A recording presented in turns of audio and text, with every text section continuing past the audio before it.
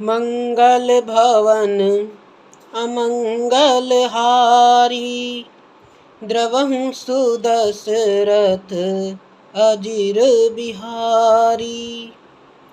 लंका कांड चल रहा है और रावण के पुत्र प्रहस्त ने भी रावण को समझाया कि वे धर्म का आचरण करे और सीता जी को, राम जी को वापस कर दे, परंतु उसने उसकी भी नहीं सुनी और उसका भी उपहास किया।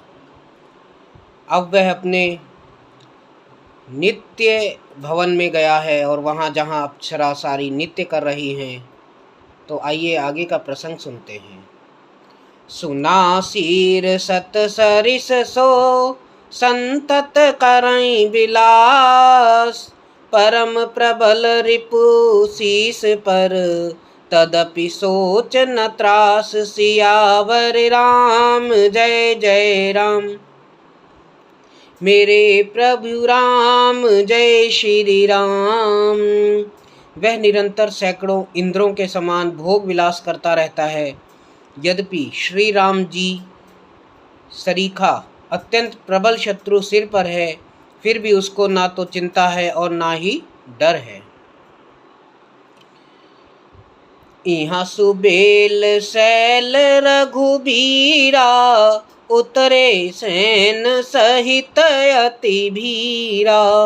शिखर एक उतंग अति देखी, परम रम्य सम शुभ्र विशेषी।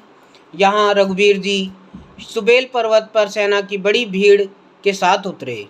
पर्वत का एक बहुत ऊंचा, परम रमणीय, समतल और विशेष रूप से उज्जवल शिखर देखकर उन्होंने कहा, तह तरु किस लय सुमन सुहाए, लक्ष्मण रजि निज हाथ डसाए। तापर रुचिर मृदुल मृग छाला, तहि आसन आसीन कृपाला। वहाँ लक्ष्मण जी ने वृक्षों के कोमल पत्ते और सुंदर फूल अपने हाथों से सजाकर बिछा दिए। उस पर सुंदर और कोमल मृगछाला बिछा दी। उसी आसन पर कृपालु श्री रामचंद्र जी विराजमान थे। प्रभु कृत शीस कपीस उछंगा, बाम दहिन दिशि चाप निशंगा। दुहकर कमल सुधारत बाना, कह लंकेश मंत्र लगी काना। प्रभु श्री राम वानर राज सुग्रीव की गोद में अपना सिर रखे हुए हैं। उनकी बाईं ओर धनुष तथा दाहिनी ओर तरकस रखा है। वे अपने दोनों कर कमलों से बाण सुधार रहे हैं। विभीषण जी कानों से लगकर सलाह कर रहे हैं। बड़ भागी अंगद हनुमाना, चरण कमल चापत विधि नाना। प्रभु पाछे लक्ष्मण बीरासन, कठिन संग कर बार सरासन। परम भाग्यशाली अंगद और हनुमान अनेकों प्रकार से प्रभु के चरण कमलों को दबा रहे हैं। लक्ष्मण जी कमर में तरकस कसे और हाथों में धनुष बाण लिए वीरासन से प्रभु के पीछे सुशोभित है। एहि विधि कृपा रूप गुण, धाम राम आसीन। धन्य ते नर यही ध्यान जे, रहत सदा लय लीन। इस प्रकार कृपा रूप सौंदर्य और गुणों के धाम श्री राम जी विराजमान हैं। वे मनुष्य धन्य हैं जो सदा इस ध्यान में लौ लगाए रहते हैं। पूरब दिशा बिलो की प्रभु, देखा उदित मयंक। कहत सबहि देखहु ससहि, मृगपति सरिस असंक। सियावर राम जय जय राम। मेरे प्रभु राम जय श्री राम। पूर्व दिशा की ओर देखकर प्रभु श्री राम जी ने चंद्रमा को उदय हुआ देखा। तब वे सबसे कहने लगे, चंद्रमा को तो देखो, कैसा सिंह के समान निडर है। पूरब दिस गिरी गुहा निवासी, परम प्रताप तेज बल राशि। मतनाग तम कुंभ बिदारी, शशि केसरी गगन बनचारी।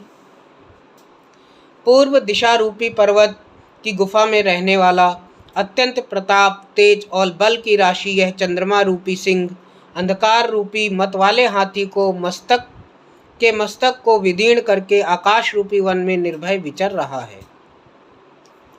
बिथुरे नभ मुक्ता हल तारा, निशि सुंदरी केरि सिंगारा।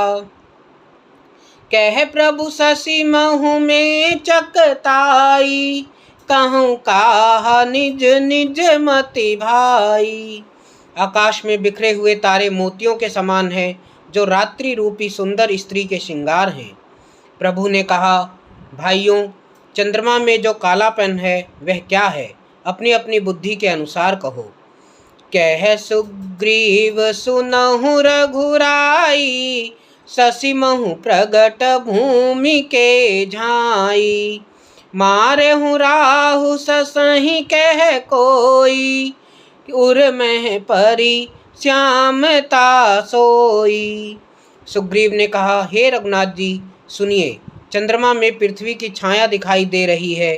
किसी ने कहा, चंद्रमा को राहु ने मारा था, वही चोट का काला दाग हृदय पर पड़ा हुआ है।